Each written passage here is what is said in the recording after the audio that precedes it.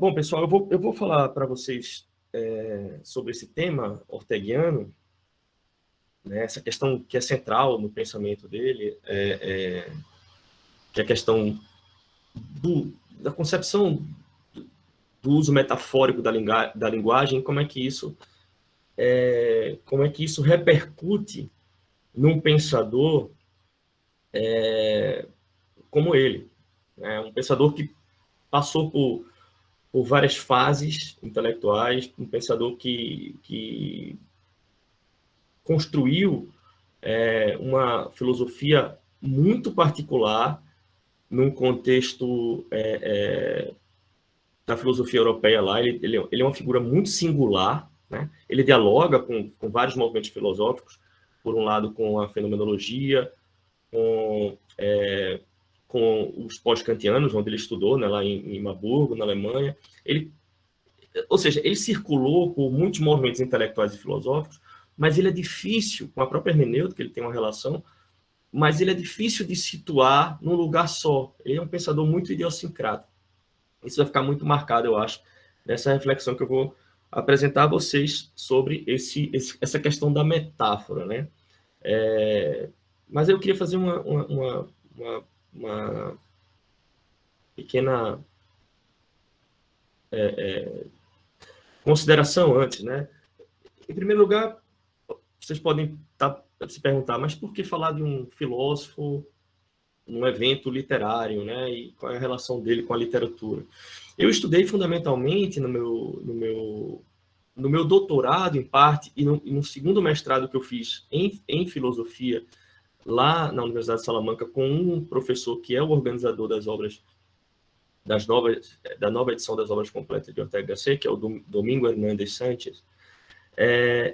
O meu objetivo, né, era estudar justamente como é que a crítica literária se configurava a partir de uma figura que era reconhecida tanto como jornalista, crítico, mas fundamentalmente como filósofo.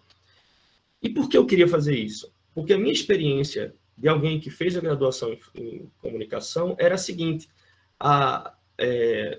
o estilo ensaístico de crítica literária feito para jornal era considerado, em grande medida, dentro da perspectiva acadêmica, um estilo menor, por ter menos rigor teórico, menos alcance filosófico, menos alcance crítico. Então, eu vivia nessa tensão, né, de querer um lugar de legitimação pela academia, mas gostando da atuação e também da leitura da crítica jornalística, que foi o que sempre mais me apaixonou em crítica literária, foi a crítica ensaística e, fundamentalmente, a crítica jornalística. E aí encontrei em Ortega, né, essa figura completa, alguém que tinha uma importância central na filosofia europeia, né, apesar de ser espanhol, que é um país marginal dentro da filosofia europeia.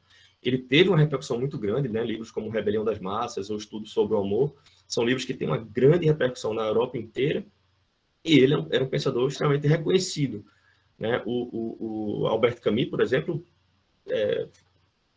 se referia a Ortega como o maior ensaísta em atividade, né, na Europa naquele momento, né?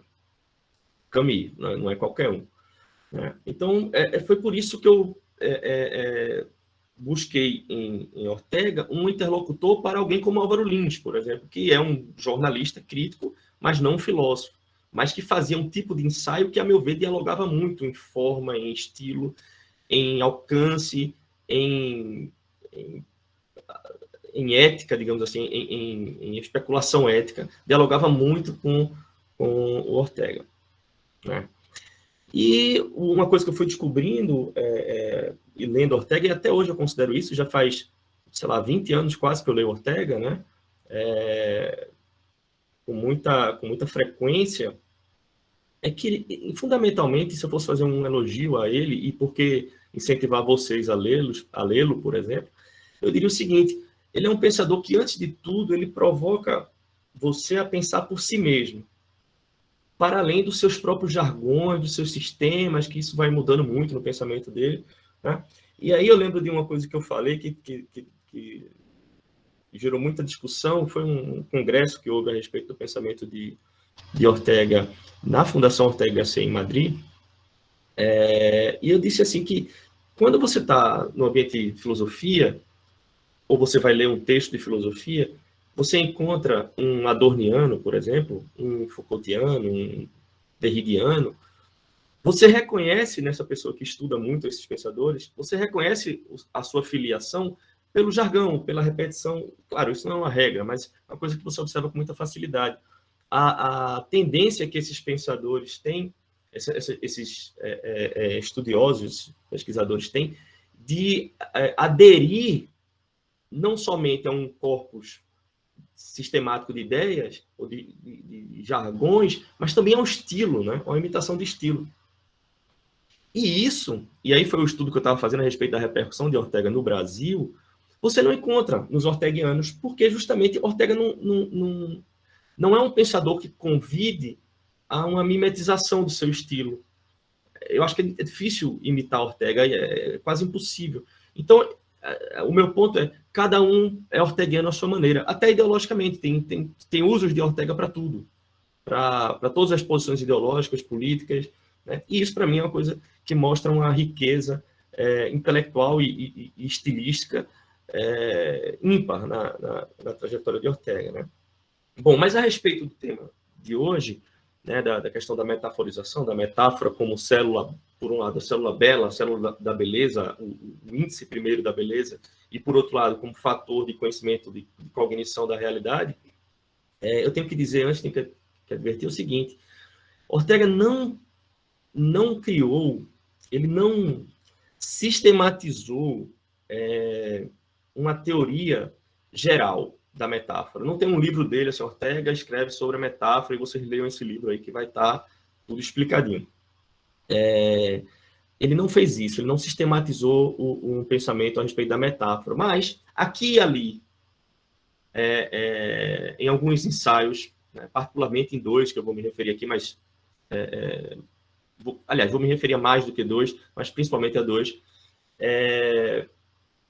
Ele aqui e ali foi construindo uma perspectiva muito interessante, muito criativa a respeito da função metafórica da linguagem, né?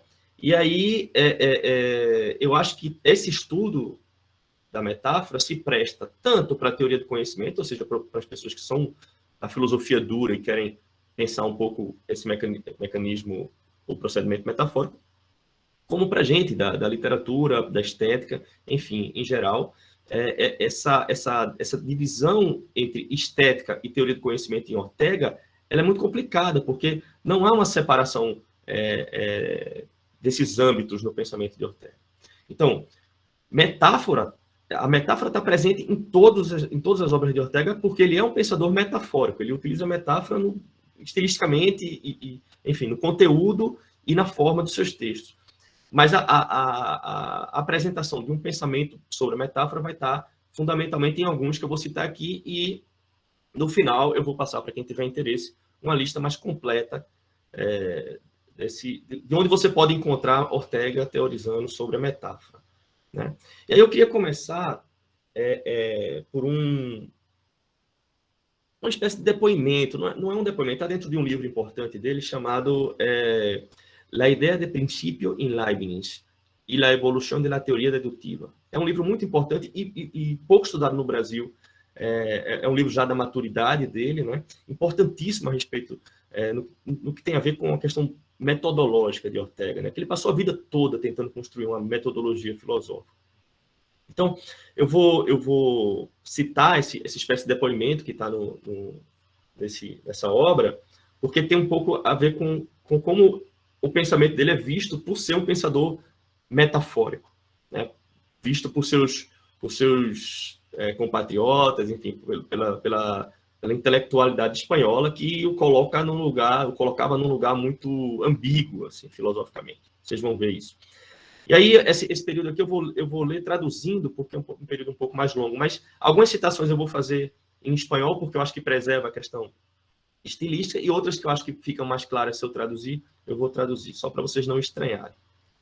Então, aqui ele diz o seguinte: pensar que durante mais de 30 anos tive que suportar dia a dia em silêncio nunca interrompido, que muitos pseudo-intelectuais do meu país desqualificassem meu pensamento porque não escrevia mais que metáforas, diziam eles, isto os fazia triunfantemente sentenciar que meus escritos não eram filosofia. E claro que, afortunadamente, não eram. Se filosofia é algo que eles são capazes de segregar. Certamente que eu extremava a ocultação da musculatura dialética definidora do meu pensamento, como a natureza cuida de cobrir fibra, nervo e tendão com a literatura ectodérmica da pele, onde se esmerou em pôr o extrato lúcido. Parece mentira que ante meus escritos, cuja importância, a parte dessa questão, reconheço que é escassa, ninguém tenha feito a generosa observação que é, ademais, além disso, irrefutável, de que neles, nos escritos, não se trata de algo que se dá como filosofia e resulta ser literatura, mas é o contrário, de algo que se dá como literatura e resulta que é filosofia. Bom, a questão da metáfora em Ortega, ela vai ser, como eu falei para vocês, onipresente, né? Em qualquer texto das primeiras fases, do Ortega jovem até a fase madura, você encontra nos seus ensaios uma infinidade de metáforas, né? Conceitos básicos que Ortega vai trabalhar, por exemplo, a questão do náufrago, a questão da existência náufraga do homem moderno, né, que não tem valores absolutos aos quais se aferrar. Então, ele usa a metáfora do náufrago. A metáfora muito bonita que ele usa do arqueiro, né, o arqueiro que tensiona o arco, né, para mostrar que o ser humano sempre tende até o outro, até a realidade, a algo distinto de si, para se reconhecer como é.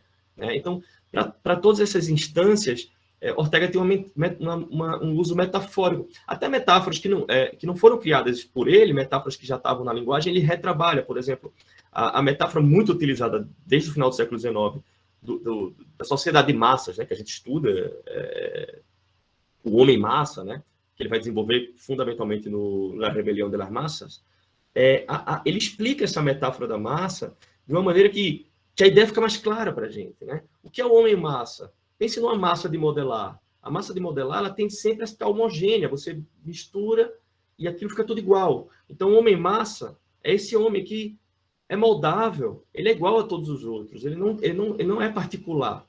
Ele não tem uma visão particular sobre ética, sobre a existência, sobre... Enfim. Então, ele é moldável. Ele tem uma característica de ser indiscernível no meio da multidão. E a metáfora da massa, além de deixar mais clara a ideia, ela eleva essa ideia a uma forma nova. Né? Então, ela é tanto tem uma função estética como uma função cognitiva, filosófica, propriamente. Né? Então, isso é uma coisa constante, né, na obra de Ortega. O problema da metáfora em Ortega, ele aparece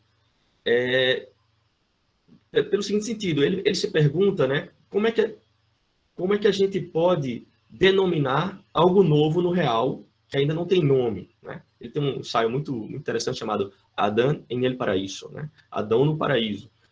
Imagine Adão chegando no paraíso, só que Adão ainda não faz parte de uma comunidade, portanto não tem uma linguagem. Ele está usando essa história bíblica para colocar uma hipótese em andamento, né? uma exemplificação. Se as coisas não têm nome, né?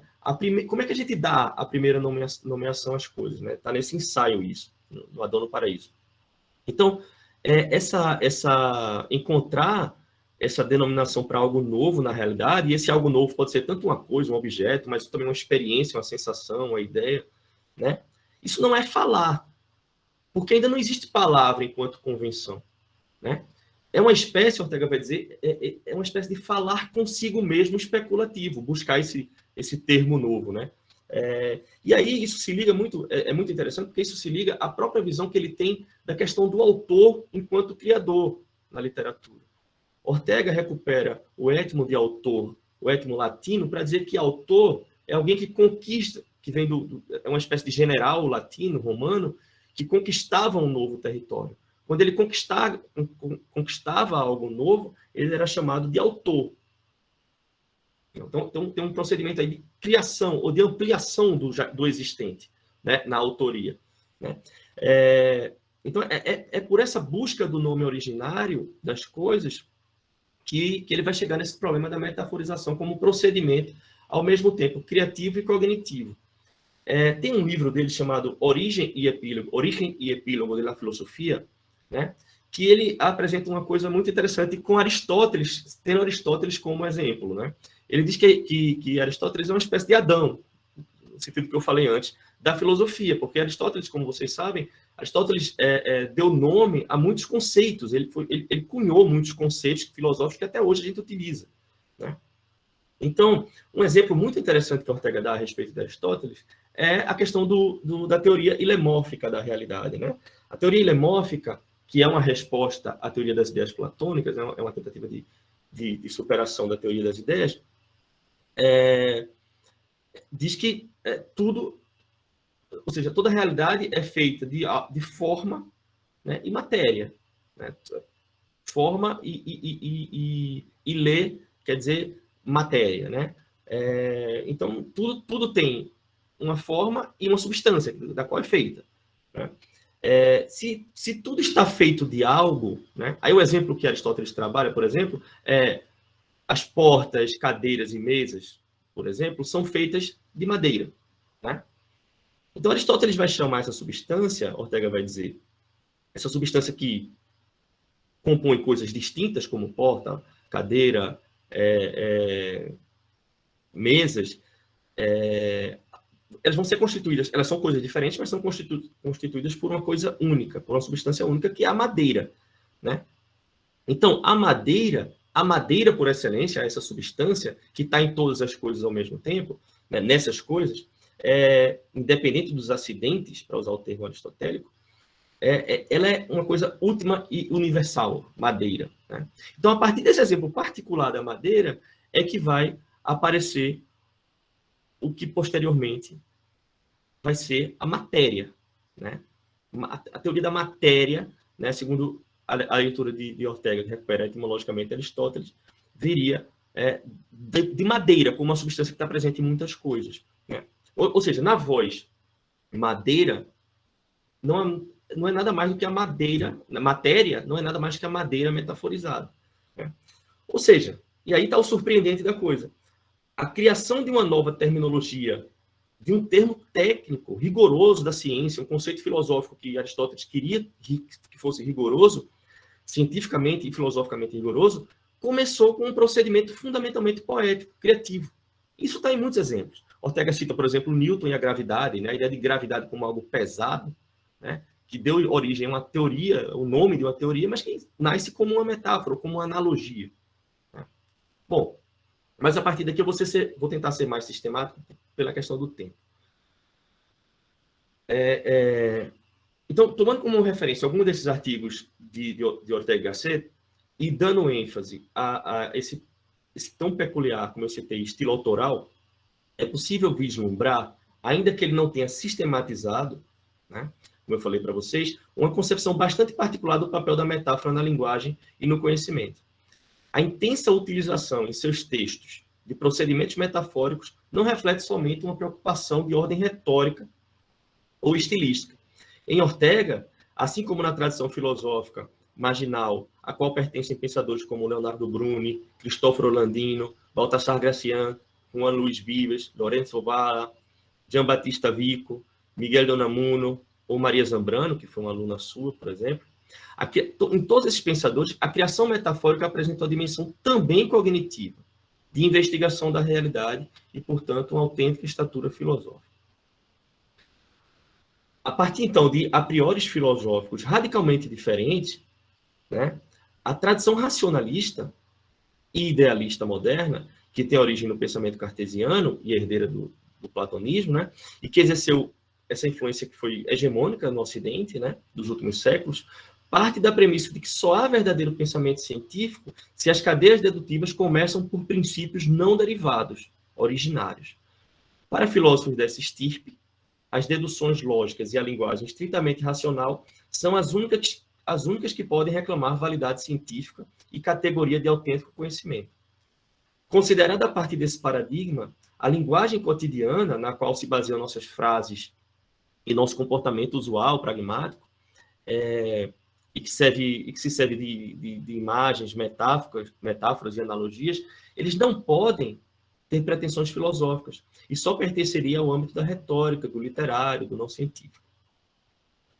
Por isso, né, pensadores que reconhecem e utilizam procedimentos retóricos e a linguagem metafórica como autênticas ferramentas filosóficas, elementos fundamentais, né, para os seus pensamentos, são muitas vezes, como é o caso do próprio Ortega e de sua discípula Maria Zambrano, considerados literatos, né? E isso no sentido muito restritivo, não é no sentido positivo. Bom,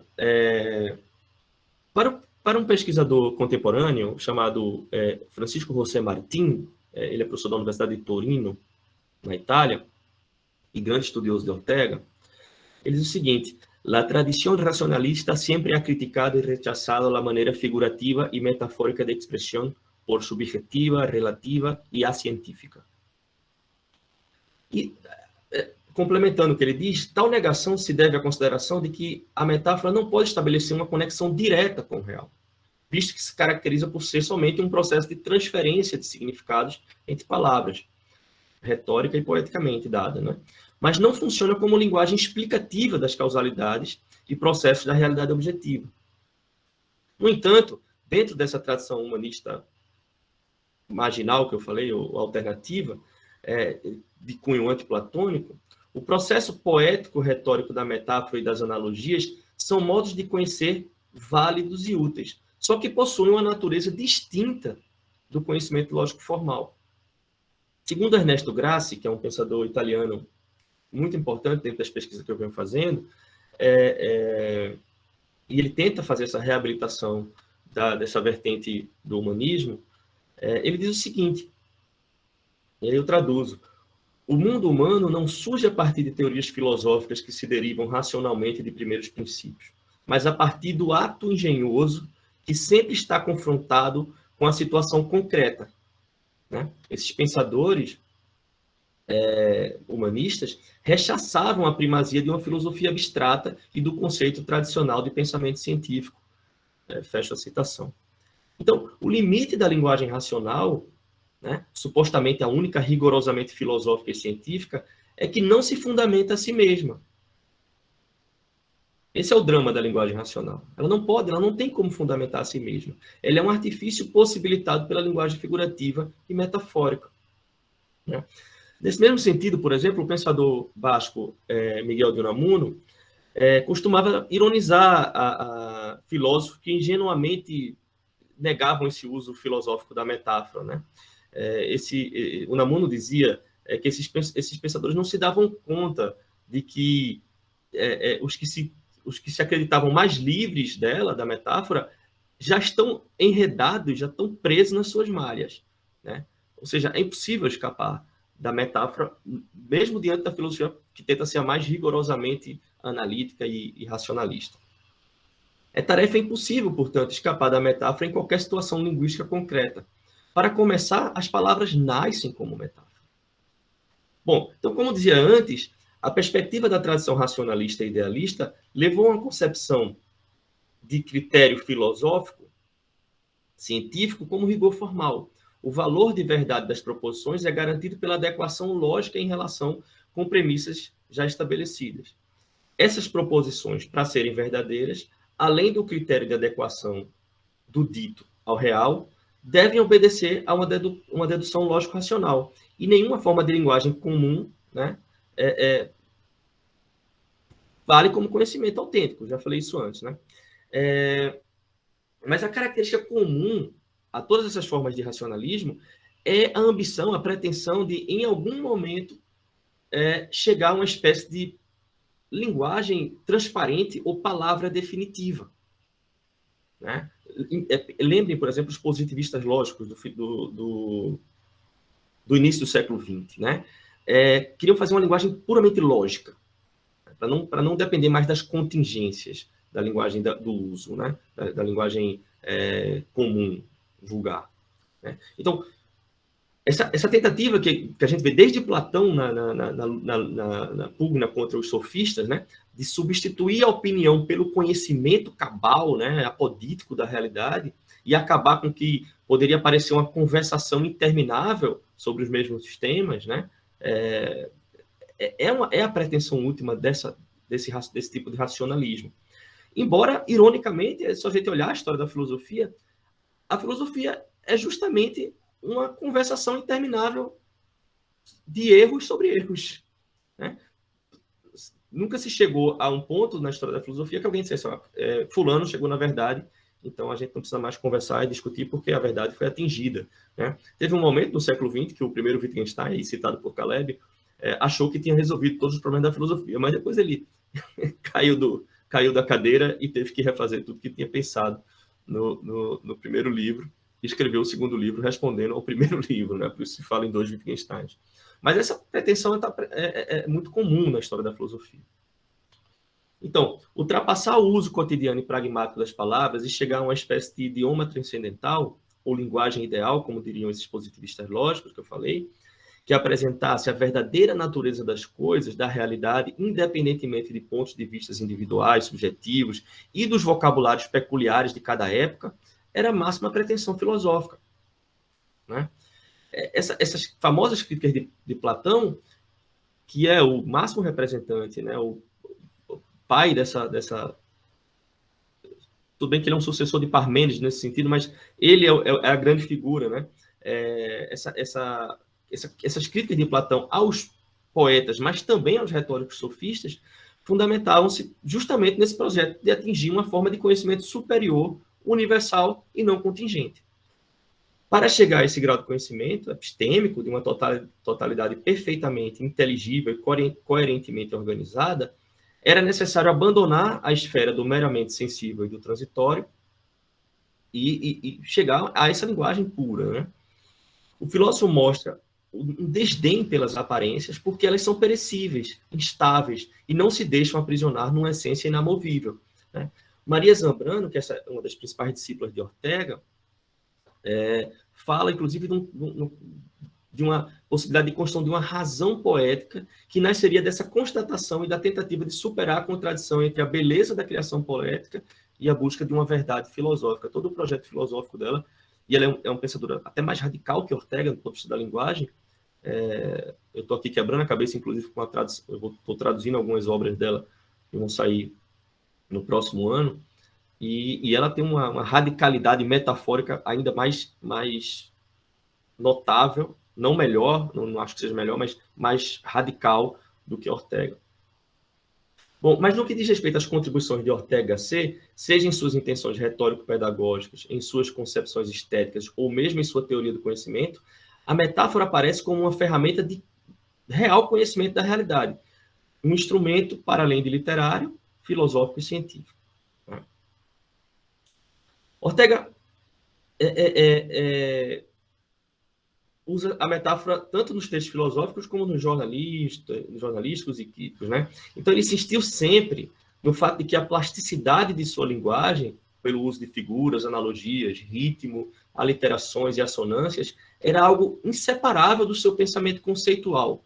Não era algo colocado como aditivo ou para florear a linguagem. Fazia parte do seu pensamento conceitual. E foi assim que ele atuou como jornalista, como ensaísta e como filósofo.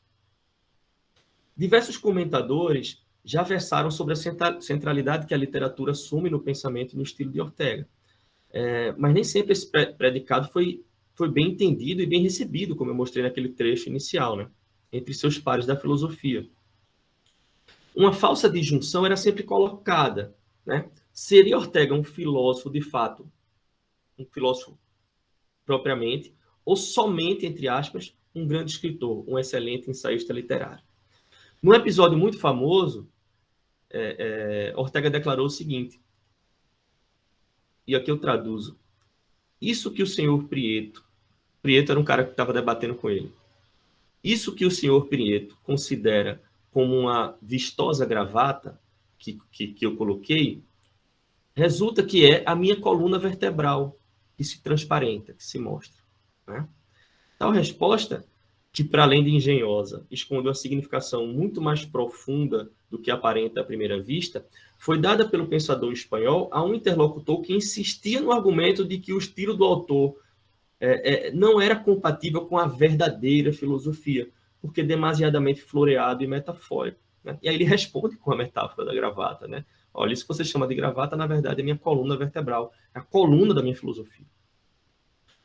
Para um de seus principais discípulos, Julián Marías, no pensamento de Ortega, a estrutura dramática da linguagem, quer dizer, o estilo e a força narrativa presentes em cada ato de comunicação, seja uma crítica, um ensaio, um livro, uma simples conversação, resultava ser não apenas fator indispensável para a sua eficácia retórica, mas também condição essencial para a sua verdade.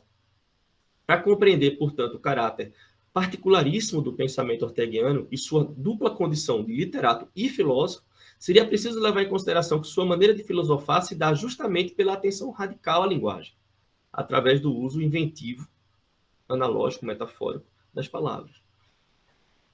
Para começar, então, a compreender a visão do pensador sobre o processo metafórico em si, vamos tomar um exemplo, né? Um exemplo bastante comum, da linguagem comum, uma metáfora muito usada. A ideia de fundo da alma, né? Todo mundo usa isso, do fundo da minha alma. Então, Ortega explica, e aqui eu traduzo também. Ao dizer da alma que ela tem fundo, nos referimos primariamente ao fundo de um tonel, de um balde ou coisa parecida. E logo, desvirtuando essa primeira significação, extirpando dela toda alusão ao espaço corporal, a atribuímos à psique, né? Ao espírito, à alma, né? Nesse sentido. Para que haja metáfora, é preciso que nos demos conta dessa duplicidade, né? O fundo da alma, né? Ou seja, a alma, a princípio, não é algo que pode ser materializado, portanto, não tem uma localização geográfica. Como falar de fundo dela? É preciso associá-la metaforicamente a um recipiente, a um balde, a um tonel, e aí a gente compreende a metáfora e o sentido e o que ela está querendo transparecer cognitivamente, né? Então, o pensador Ortega, né, apresenta a metáfora como uma espécie de artifício intelectual que permite que consigamos captar um aspecto da realidade que extrapola os limites do nosso acervo linguístico conceitual prévio. E aí eu cito novamente. Com o mais próximo e aquilo que melhor dominamos, podemos alcançar contato mental com aquilo que está mais remoto e é mais arisco ao nosso pensamento.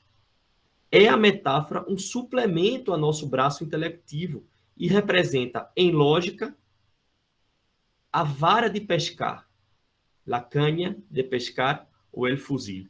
Ou seja, é algo que a gente utiliza para alongar o nosso alcance, né? No entanto, não foi tarefa trivial para o autor de Espanha Invertebrada, e isso já é uma outra bela metáfora, né? Enfrentar toda uma concepção hegemônica de filosofia que partia de premissas radicalmente distintas, né? Não é difícil encontrar usos de referências a metáforas, como eu já falei, né? Ensaios dele tão diversos como sobre história, sobre a matemática, sobre a política, ou arte, ou epistemologia, enfim. Contudo, em dois de seus textos, a abordagem do tema se faz de forma mais explícita e detalhada. Eu refiro-me a Ensaio de Estética a maneira de prólogo, né, que foi publicado originalmente em 1914, e também o artigo Las Dos Grandes Metáforas, que é de 24. Né? Em ambos, o procedimento metafórico é tratado duplamente, do ponto de vista da estética e da teoria do conhecimento. Né? A dimensão estética da metáfora, né, Ortega acrescentava a capacidade cognitiva, a aptidão criativa de nos levar a conhecer aspectos difíceis da realidade que, de outra maneira, não seria possível alcançar. O importante, segundo o filósofo, é que fique claro que essa figura de linguagem tem um papel na poética e outro distinto na ciência. De forma contundente, ele falava, e aí eu traduzo, quando um escritor censura o uso de metáforas em filosofia, revela simplesmente seu desconhecimento do que é filosofia e do que é metáfora. Fecho citação. O que costuma acontecer, e nisso estaria o problema no âmbito da ciência, é que a metáfora seja tomada não como uma ferramenta científica suplementar, mas como uma forma de pensamento direto, não oblíquo. Aí estaria o erro de usar a metáfora cientificamente, né, sem reconhecer essa diferença do uso metafórico na ciência para o uso literário, estético, artístico. Né? Dessa forma, muitos homens de ciência, sem se dar conta, atuariam erroneamente como corretas, levando em conta essa diferenciação que ele estabelece. Né? Bom, para compreender essa perspectiva metafórica, também é interessante o ensaio de estética à maneira de prólogo. Então, primeiro é necessário aludir nesse ensaio ao que ele chama de eu executivo, ou eu executivo. Ele diz o seguinte, e aqui eu vou ler em espanhol mesmo. Yo significa, pues, no este hombre a diferencia de las cosas, sino todo, hombres, cosas, situaciones, en cuanto verificándose, siendo, ejecutándose. Para esclarecer o que diz, Ortega utiliza o exemplo de um homem que, em determinado momento, sente uma dor. Para tal pessoa, personagem, a dor, naquele instante, é uma realidade em execução, verificando-se. Contudo, se este mesmo homem comunica a outra pessoa aquilo que sente, o que vai receber o outro indivíduo é simplesmente uma imagem da dor alheia. E a imagem da dor de outro, de fato, não dói. E aí eu cito, el dolor y el odio ajenos, ¿quién nos ha sentido? Existe nessa concepção orteguiana uma distância clara e intransponível entre o eu e qualquer outra coisa, seja ela um objeto inanimado, um ser vivo ou mesmo algum outro homem. Mas Ortega tenta não incorrer num simples subjetivismo, no isolamento, na oclusão do sujeito à maneira de Descartes. Né? E, inclusive, ele dizia que isso é a enfermidade mental, né? A doença mental da filosofia moderna. E aí eu cito, quando eu sinto uma dor, eu vou traduzir aqui, quando eu sinto uma dor, quando amo ou odeio, eu não vejo minha dor, nem me vejo amando ou odiando. Para que eu veja minha dor, é preciso que eu interrompa a minha situação de doliente, de doente, de quem sente dor, e me converta em um eu vidente. Este eu que vê o outro doente é agora o eu verdadeiro, o executivo, o presente. O eu doente, falando com precisão, foi e agora é só uma imagem, uma coisa ou objeto que tenho diante. Né? Esse eu doliente, se transforma em uma imagem, um objeto. Quer dizer, então, a única coisa que conseguimos captar a respeito do nosso próprio eu é somente uma imagem, uma projeção. Não pode existir para nós, Ortega vai dizer, nada se não se converte em imagem, em conceito, em ideia. Quer dizer, se não deixa de ser o que é para transformar-se numa sombra ou esquema de si mesmo. Bom, o eu orteguiano não se encontra isolado. Não é um homem que observa as coisas estando afastado delas, mas um homem que sofre a realidade enquanto a padece. Seja essa realidade uma dor, um pensamento, uma experiência estética. Né? Daí a grande frase mais conhecida dele, né? Eu sou eu e minhas circunstâncias. Essa frase é muito mal interpretada. Né? O eu que nos parece estar tão imediatamente próximo a nós mesmos é só uma imagem do eu. E, portanto, o eu de cada um é misterioso até para si, quando o tenta captar com meros conceitos. Cito, la verdadeira intimidad, que es algo enquanto ejecutándose, está a igual distancia de la imagen de lo externo como de lo interno. Bom, Ortega não estava de acordo com a visão muito difundida de que a arte é uma forma de expressar em sua pureza a interioridade, né? Essa ideia da arte como expressão da interioridade humana. Justamente porque, para ele, essa interioridade não existe per si, né? Não existe em si mesmo. Independente da relação que se estabelece com a realidade circunstancial. E, além disso, segundo ele, o que a arte expressa não existia anteriormente. A arte não é reflexo do real, nem desse real interior, pois os artistas criam objetos novos. Isso está no texto de 25, chamado La Deshumanización del Arte, um texto muito importante para a gente de literatura, principalmente. Pois os artistas criam objetos novos, e tais objetos viveriam no mundo estético, que é outra forma de realidade. Tá? Então, a partir dessa ideia do eu executivo, é que Ortega começa a tratar do lugar da metáfora na linguagem e na arte. Diferentemente da linguagem ordinária, que simplesmente alude às coisas, a linguagem metafórica da arte as efetua.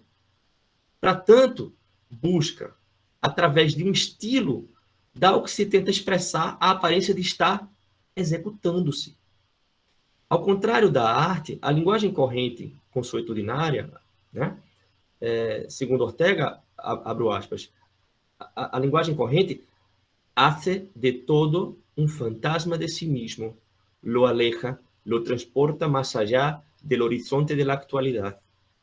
A arte, por sua vez, seria um idioma de signos expressivos que não somente narra as coisas, mas que nos dá a sensação de que apresenta essas coisas em seu processo íntimo, em estado de execução. Cito novamente. El objeto estético es una intimidad en cuanto tal, es todo en cuanto yo, esse yo executivo. Tá? O gozo estético se daria quando temos a forte impressão de que temos em frente a intimidade das coisas, em suas realidades executivas. Trata-se de uma espécie de ilusão consentida, né? Muito próxima daquela definição clássica que a gente tem na formulação de Coleridge, né?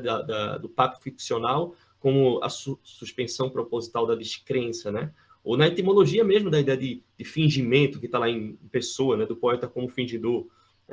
O fingir do retratista, do pintor, que está fingindo uma realidade enquanto pinta, né? Fingir é como moldar também. Isso está lá em Nuccio Ordine, né? O humanista italiano que segue publicando, nosso contemporâneo. Bom, assim, então, para Ortega, a arte se caracterizaria por utilizar a irrealização, né? Uma espécie, e eu estou citando Melchior para os merchiorianos aqui presentes, essa irrealização em Ortega se parece muito com a ideia da astúcia da mímese de Melchior, né? Como um meio para a criação de novos objetos estéticos. Você irrealiza para criar algo novo. Ou, em outras palavras, os artistas teriam como meta precípua a busca por eternizar o atual, pela absoluta presença, através de uma forma radical de desrealização, que é a arte. Para Ortega, portanto, o instrumento fundamental do procedimento artístico é a metáfora. Nesse mesmo ensaio de estética, Ortega não se propõe a construir uma teoria geral da metáfora, como eu já disse, mas é possível extrair algumas concepções muito claras, né, que compõem a compreensão dele sobre ela. Né? Para ele, e aqui eu traduzo, aliás, vou ler em espanhol, el objeto estético transparenta a sí mismo y encuentra su forma elemental en la metáfora, la célula bella, a célula bela. Primeira, a célula da beleza, né? Por isso que eu intitulei minha fala assim, né? A célula bela. Ou seja, diferentemente das definições usuais da figura retórica da metáfora como simples comparação e transferência de sentido entre dois termos, Ortega a compreende como um método de criação de objetos novos. E aí ele diz, em toda metáfora há uma semelhança real entre seus elementos e por isso se acreditou que a metáfora consistia essencialmente em uma assimilação, talvez em uma aproximação assimiladora de coisas muito distintas. Contudo, para ele, tal entendimento é equívoco, está errado, porque as semelhanças parciais entre as duas coisas não são importantes para a força estética e cognitiva da metáfora. A semelhança positiva é o que sugere a metáfora, é o sugestivo, é daí que a gente tira a metáfora, o que a possibilita, mas não a define e nem constitui a sua essência. O mecanismo metafórico funcionaria como uma ferramenta de irrealização.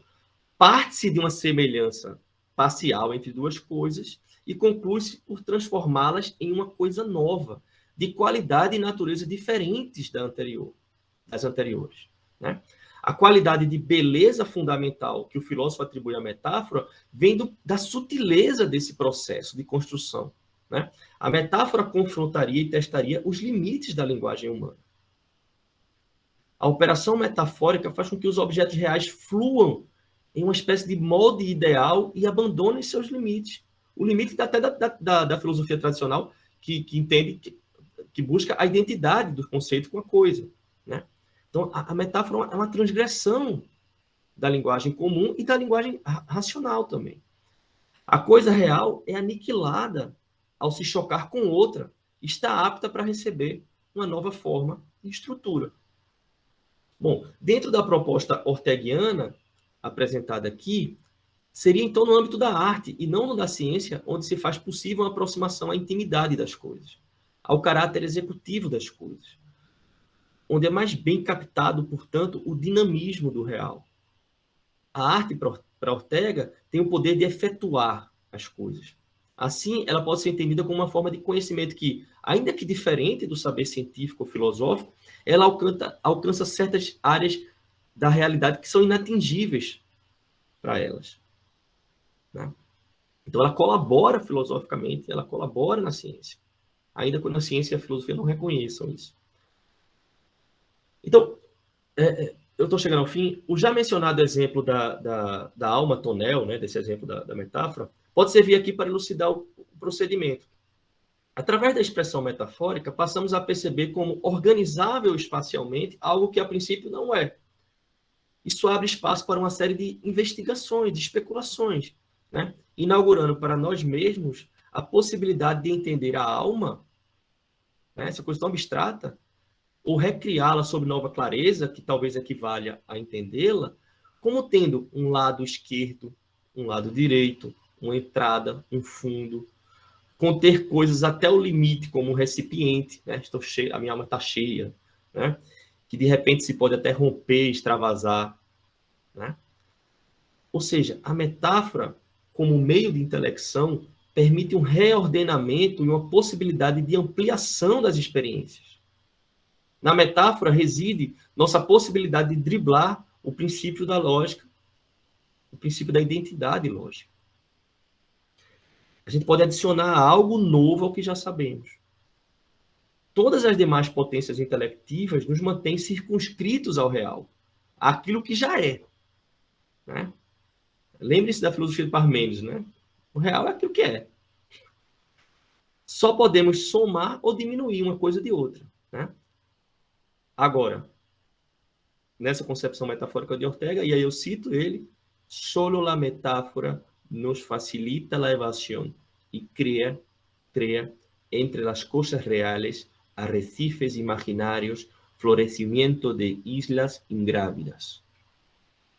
Bom, a esse respeito, para fechar mesmo, eu lembro sempre de uma passagem, em homenagem a Lucas, aí, que apresentou sobre Guimarães Rosa, do Grande Sertão Veredas, né? Uma hora que Riobaldo está um pouco cansado da vida e diz o seguinte: o bom da vida é para o cavalo, que vê capim e come. Né? Ou seja, a existência do cavalo está resolvida ali. Né? Há um instinto de alimentação, de fome, né? Ele vai lá, come o capim e a existência está terminada nesse ciclo aí. Né? Tá resolvida, não há inquietação existencial. Né? Mas o ser humano, né, é o ser que pode ser, né? Ou pode eleger ser de outra maneira. Né? Pode eleger ser outra coisa. E a ferramenta primária para essa busca de outras coisas, dirá Ortega, não é outra coisa que a capacidade metafórica do homem, do ser humano. Né? Ortega vai chamar, em um dos seus textos também de maturidade, o ser humano de zoon fantásticos, um animal fantástico, um animal que fantasia. Né?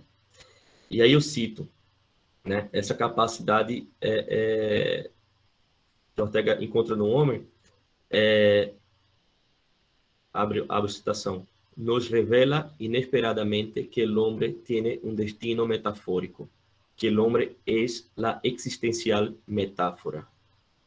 Daí talvez, Lucas, a grande admiração que Rosa tinha por pensadores como Unamuno, Ortega, esses grandes humanistas. Que ele deixa bem claro naquela entrevista com Lawrence, né? Você deve conhecer bem. Então, eu termino aqui com duas só formulações que podem servir para um debate. E aí, dando um salto para o que eu já disse antes. Assim. Eu diria que, como provocação, não existe bom crítico, nem bom leitor, sem boa competência metafórica. Isso é uma coisa. Segunda coisa, a visão orteguiana sobre a metáfora tem muito a nos dizer sobre as relações entre arte e realidade, entre ideias e formas, num tempo como o nosso, em que o debate sobre literatura tem se pautado, em geral, pela desconsideração dessa essencial interpenetração entre ideias e formas. Né? Essa desconsideração disso tem sido uma tônica nos estudos literários contemporâneos e na crítica literária que a gente vê aí. Claro que eu estou fazendo uma generalização para provocar. Bom, e aí eu termino aqui o texto e só deixo como referência para vocês onde Ortega fala especificamente sobre a metáfora e o procedimento metafórico para quem quiser aprofundar essa visão. Eu citei o ensaio de Estética à Maneira de Prólogo, que é de 1914. Em 1916, ele tem um texto chamado Introducción a los Problemas Actuales de la Filosofía, também vale a pena dar uma olhada. De 1917, tem Para la Cultura del Amor. De 24, Las Dos Grandes Metáforas, que eu citei. De 24 também tem 24, 25, La Deshumanización del Arte, que eu também citei aí. De 33 a 35, Princípios de Metafísica según la Razón Vital. E de 40, La Razón Histórica. De 46, Ideia del Teatro. E de 47, esse que eu citei também, La Idea de Principio em Leibniz. Bom, é isso. Obrigado. Muito obrigado.